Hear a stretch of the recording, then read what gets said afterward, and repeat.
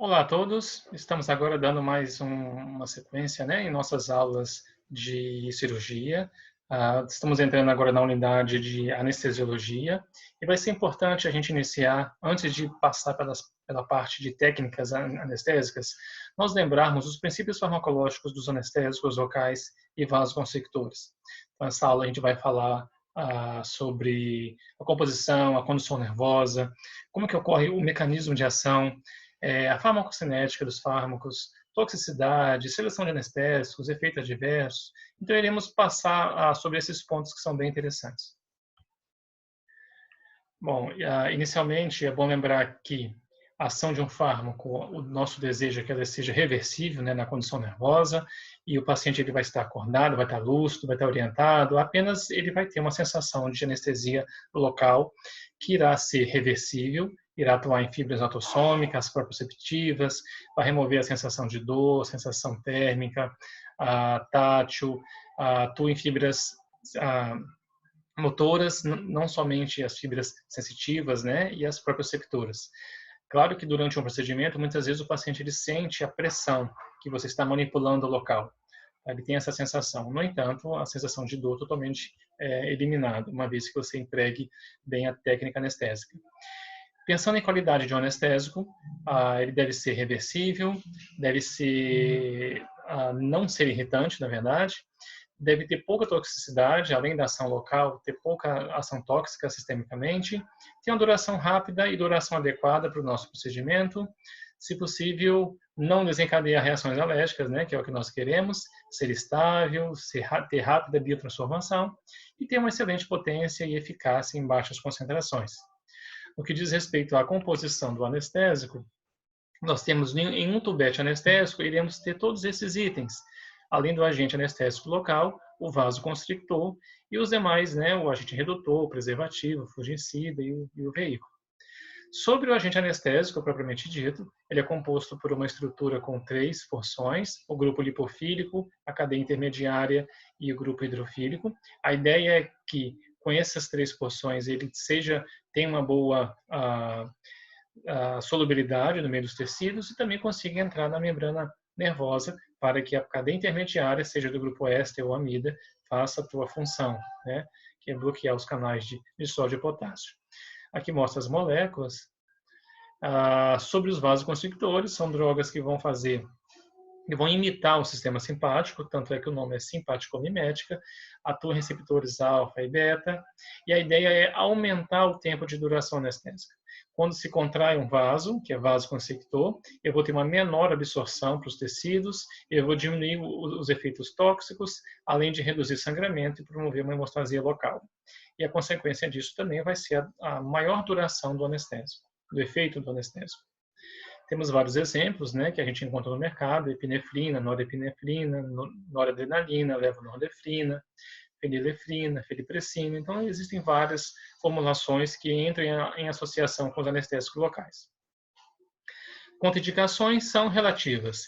Se o paciente for um paciente com problemas cardiovasculares, problema de AVC, diabético, enfim, existem umas contraindicações relativas que aí pode limitar o uso desses anestésicos, ou então realmente a gente ter necessidade de não utilizá-los. Mas uma vez que o paciente esteja compensado, a gente pode sim utilizar, desde que com ressalvas, né, limitando a quantidade de vasoconstrictores. Sobre os outros agentes, né, temos o agente redutor, que é o exemplo, né, o preservativo, são outras substâncias que vão estar ali para preservar, para prevenir a oxidação do vasoconstrictor, que é o caso do metabisulfito de sódio. Temos o preservativo, que a ideia é prolongar a vida útil. A grande questão é que muitas vezes o paciente ele pode desencadear alergia, não pelo anestésico em si, mas por essas outras substâncias que fazem parte da solução anestésica. Indo agora para a classificação, a primeira classificação é pela composição, né, da cadeia intermediária. Temos do grupo éster e amida. Ésteres basicamente são aqueles anestésicos tópicos, como a procaína, tetracaína, benzocaína. É mais fácil do paciente ter alergia com esses anestésicos. E já as que nós utilizamos para infiltração são do tipo amida, como a lidocaína, MEP, prilocaína, articaína. E raramente os pacientes têm alergia a esses anestésicos. Se formos classificar quanto à duração do efeito, temos em curta, intermediária e longa duração, e a maioria dos anestésicos que nós utilizamos no mercado são de duração intermediária, como a lidocaína e a mepivacaína, por exemplo. Pensando em condução nervosa, o que é importante? Eu vou passar um pouquinho aqui para ficar mais claro para vocês o que é importante nós sabermos. O mecanismo de despolarização, deixa eu até tirar um pouquinho aqui, e repolarização. É isso que ocorre na fibra nervosa. Então, a condução do estímulo nervoso vai ocorrer numa fibra nervosa normalmente mielínica, né? E essa condução é saltatória em maior velocidade, mas é importante a gente entender essa direção, essa seta que está passando, ela simula basicamente como que esse impulso nervoso ele é propagado desde o local de origem até o sistema nervoso central. Então, se eu faço um belisco ou faço um corte ou qualquer estímulo, né, aqui no meu lábio, por exemplo, a informação daqui vai até o cérebro, como essa seta está mostrando. Tá? Mas como que ocorre isso? É a despolarização. Existe as bombas de sódio e potássio que, uma vez estimulado, vai jogar o sódio para dentro da fibra nervosa. Isso aqui imita uma fibra, né? Simula uma fibra nervosa que tem a carga negativa interna e positiva no meio extracelular. Então, ela faz a saída de potássio. Então, a bomba de sódio e potássio faz essa inversão, né? Essa despolarização. Entra sódio e sai potássio. E aí, logo em sequência, ocorre a repolarização, que é o quê? Que é o contrário, vai voltar ao normal. O potássio entra e o sódio sai. Então, essa sequência de despolarização e repolarização no decorrer da fibra é um impulso nervoso se propagando. Temos, então, quando ocorre a ação do anestésico local, a interrupção dessa bomba de sódio e potássio, que vai interferir, vai reduzir, vai prevenir essa permeabilidade, né, de membranas excitáveis de sódio. Lembrando que o anestésico local, na forma não ionizada, ele atravessa a baía neuronal, ele vai chegar no axônio para assumir e ter essa função de bloquear esses canais de potássio. Ele assume a forma ionizada e liga seu sítio receptor junto ao canal de sódio. E aí inativa o mecanismo de portão que vai regular esse influxo de sódio, que é o que vai causar, né, a despolarização axonal. Mas voltando a ver o nosso esqueminha, a gente mostra aqui novamente esse mecanismo, essa condução do estímulo nervoso. Teoricamente, o que iria acontecer era a despolarização, mas nesse ponto o anestésico chega e vai bloquear, interromper a condução do estímulo nervoso. É isso que acontece. Então, você não vai ter nem a despolarização. Então, muito menos a repolarização. Muito bem. Vamos falar um pouquinho agora da dissociação dos anestésicos locais. Aqui eu mostro novamente, né, a composição dos anestésicos. E é interessante essa imagem aqui, que ela ilustra muito bem que os sais anestésicos, né, o anestésico que nós temos comercialmente, eles são sais ácidos. O exemplo é a lidocaína, ela é comercializada como cloridrato de lidocaína, para que ela esteja mais estável, mais hidrossolúvel e se difunda nos tecidos. Uma vez que encontra um pH 7,4, um pH relativamente neutro, vai ocorrer o tamponamento ácido e essa base vai ficar separada do hidrogênio. Então, aqui essa reaçãozinha química ela é mostrada nessa equação, onde temos uma base anestésica ionizada, né? E temos aqui a base na forma não ionizada e a liberação do hidrogênio. Então, é essa base não ionizada que vai entrar na fibra nervosa e fazer o efeito anestésico. Então, a grande questão é que ela esteja separada de hidrogênio. É isso que nós queremos. Então, aqui entra um conceito chamado de pKa. Estou repetindo aqui aquela formulazinha. Então, o pKa nada mais é do que a afinidade que a base anestésica tem com o hidrogênio. Se essa afinidade é pouca, é vantajoso, porque eu vou ter um maior efeito do anestésico. Então, quanto menor o pKa, maior a efetividade do anestésico. Essa é a ideia. Então, nós temos alguns exemplos de várias drogas, de vários anestésicos com diferentes pKa. A gente observa que quanto menor o pKa, maior é o meu percentual de base livre. Dessa forma, maior é a tendência de ter uma base entrando na fibra nervosa para ter o efeito anestésico. Então, eu vejo, por exemplo, que uma lidocaína com pK de 7,8 vai ter 29% de bases livres. Se for comparar com uma bupivacaína, que é 8,1, seu pK é um pouco maior, eu tenho um percentual menor de bases livres. No que diz respeito agora a esse mecanismo de ação e pH do meio, é bom a gente lembrar que se o paciente tiver uma inflamação, uma infecção, ele não vai conseguir ter o tamponamento daquela solução e promover a base livre. Tá? O que ocorre que os anestésicos, sendo bases fracas, eles são levemente ácidos e no pH alcalino vai ocorrer esse tamponamento, a liberação da base não ionizada.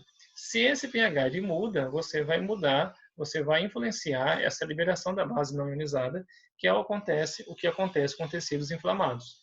E não adianta fazer uma suplementação excessiva, que a gente não vai conseguir liberar essas bases livres, né, não ionizadas, para ocorrer o efeito anestésico. Okay? Existem ainda outros fatores além do pKa, como concentração, solubilidade, taxa de ligação proteica e pH de solução, que também influenciam na ação anestésica e influenciam na nossa decisão de escolha. Falando agora um pouquinho da farmacocinética, a gente sabe que os anestésicos, além de atuar no local, eles podem se disseminar e vão disseminar para o restante do organismo. Então, uma vez que ele está em contato com o meio interno, ele atravessa as barreiras biológicas, atua na membrana nervosa e vai ser difundido pela microcirculação sanguínea. Eles vão ser absorvidos pela mucosa também, podem ser absorvidos, né? Se você apenas passar nas mucosas sem injetar, autoabsorção com alta concentração sanguínea. E alguns fatores vão influenciar esse potencial de absorção, que são a vascularização da região, a lipossolubilidade do anestésico, a velocidade de biotransformação, a concentração da solução que nós estamos utilizando e a capacidade de fixação na fibra nervosa. Então, aqui são outras variáveis que os anestésicos apresentam. Isso vai influenciar na nossa escolha também. Eles se distribuem basicamente em todos os compartimentos orgânicos e é bom lembrar que atravessam a barreira hematocefálica e placentária. Falando ainda da biotransformação, o grupo éster são metabolizados no sangue e no fígado e do grupo amida basicamente no fígado. Sob excreção, são eliminados pelos rins após essa biotransformação. Agora, esse ponto é importante falar das ações farmacológicas e também falar um pouquinho da toxicidade. Os anestésicos são drogas que vão atuar no local, é o nosso objetivo, fazer a interrupção do estímulo nervoso na fibra nervosa. No entanto, ele vai promover ação no sistema cardiovascular e no sistema nervoso, independente da dose. A questão é que em doses terapêuticas, eles dificilmente vão promover algum nível que possa ter manifestação clínica importante. Tá? Mas é bom saber que todos os anestésicos são vasodilatadores. Isso é o motivo que nós preferimos a mepivacaína, que dentre eles é o menos vasodilatador. Quando você vai empregar um anestésico sem vaso, a gente faz a opção pela mepivacaína. Os anestésicos eles diminuem a excitabilidade e força de contração do coração, por consequência diminui o débito cardíaco, além de atuar no vaso, fazendo esse relaxamento da musculatura e dilatação arteriolar. Então a tendência é deprimir o sistema cardiovascular, é uma tendência. Como eu falei inicialmente, em doses terapêuticas a gente não causa esses problemas. E no sistema nervoso central, também atuam. Inicialmente, há um estímulo do sistema nervoso central, com agitação, ansiedade, tremor, convulsões, respiração desordenada, tá? E logo em seguida pode ter uma depressão do sistema nervoso central. Então, esses dois efeitos no sistema cardiovascular e no sistema nervoso central, eles ocorrem. A questão é que em doses normais, isso não é visto clinicamente. Agora, se você aumenta a dose, além da dose chamada dose limítrofe, né, de dose tóxica, já começamos a observar esses efeitos. Ou então, se fizermos uma administração intravascular, mesmo em doses baixas. Partindo agora para selecionar os anestésicos, existem várias variáveis que vão influenciar, como a gente já conversou, mas eu achei interessante a gente observar alguns anestésicos que nós temos no mercado. Por exemplo, iremos encontrar muito prilocaína, lidocaína, mepivacaína, prilocaína, mepivacaína, articaína, bupivacaína. Esses anestésicos são os mais utilizados. A lidocaína nós usamos basicamente para qualquer caso, seja para cirurgia ou seja para tratamento clínico. A mepivacaína e a articaína são boas para cirurgias, por ter um efeito, são classificados, né, como uma ação intermediária, mas a duração é um pouco melhor do que a lidocaína. Sem falar que a mepivacaína sem vaso, quando optamos por usar um anestésico sem vaso, ela é mais indicada por ela ser menos vasodilatadora. Bom, vendo esse quadro, devemos respeitar a dose máxima, como eu falei, para evitar a toxicidade. A lidocaína sem vaso, a dose máxima é 4,5 mg por quilo. Se eu adicionar um vasoconstrictor, eu aumento essa dose, porque eu vou conseguir injetar mais anestésico e vai ter uma menor absorção pela ação do vasoconstrictor. Então, devemos considerar a porcentagem da solução, como mostra aqui, e nós temos o número máximo de tubetes. A sem vaso, por exemplo, a lidocaína sem vaso, em solução a 2%, o máximo de 8 tubetes nos pacientes. Esse quadrinho também é interessante, ele mostra o limite de vasoconstrictor que devemos utilizar. Para não alongar muito, eu posso ilustrar para vocês que a gente pode administrar adrenalina num paciente ASA 3, ASA 4, um cardiopata, por exemplo, até no máximo 0,04 mg, que isso corresponde a 2 tubetes, se ela estiver diluída a 1 para 100 mil.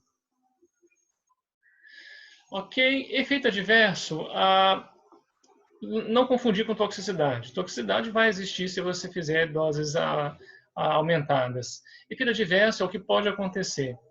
Tá? O que é, eu diria, possível são as neurites, necroses, infecções, hiperalgias, anestesia prolongada, mas eu diria que o maior receio nosso são as reações alérgicas. No entanto, são poucos casos que nós observamos. Bom, finalizando, falando sobre gestantes, irei apenas citar alguns pontos que devemos lembrar. O anestésico local mais seguro é a lidocaína, se possível sem vaso, e quando usar com vaso, usar numa forma mais diluída, como a 1 para 200 mil, mas preferencialmente usar sem vaso. Lembrar que felipressina e fenilefrina podem apresentar ação ocitotóxica. A mepivacaína não é metabolizada pelo fígado do feto. Prilocaína pode fazer meta-hemoglobinemia fetal, com sérias consequências. E a ropivacaína ainda precisa de estudos, né, para poder avaliar a sua eficácia, os seus resultados, as suas intercorrências, os seus problemas. Então, resumindo, sobre anestesia local e gestação, a indicação é lidocaína, sem vaso. Tá? Ou então, bem diluído. Muito bem. Finalizamos, então, mais esse conteúdo. A ideia é trazer realmente à tona esse conhecimento básico sobre anestesiologia.